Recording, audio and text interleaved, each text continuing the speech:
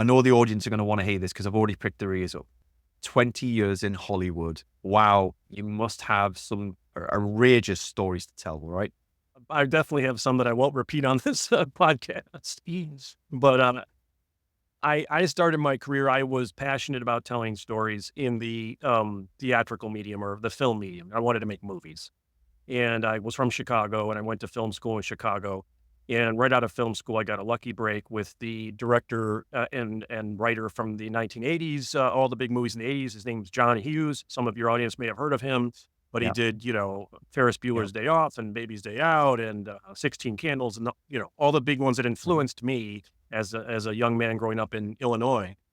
And, so I got a job working for him. He became my mentor on Amazing. the writing side, and I entered into the entertainment business as a writer.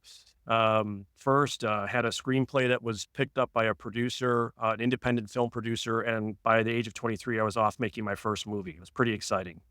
Ultimately, over time, that evolved. I moved to Los Angeles after 2 or 3 films, having made 2 or 3 films in Illinois, and, and that evolved over time. Over 20 years in Los Angeles, I became a producer ultimately because I learned that I was a good storyteller, but I wasn't a great, like, the top of the line filmmaker. So I said, all right, well, I'm going to go learn from some other filmmakers. I'll go produce for them since I know how to produce. You had to learn that in film school.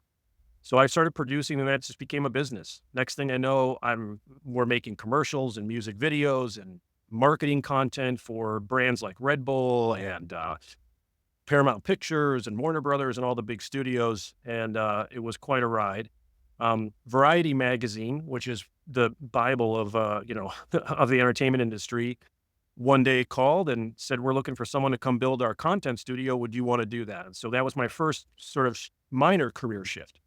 And that, of course, led me into the circles of all those celebrities and those crazy stories.